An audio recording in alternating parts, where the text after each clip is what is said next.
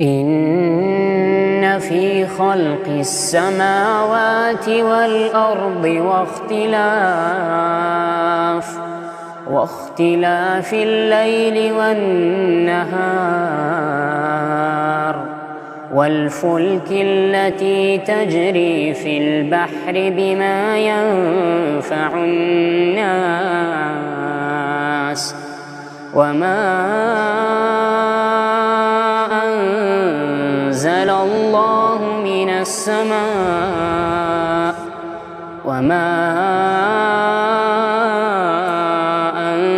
أنزل الله من السماء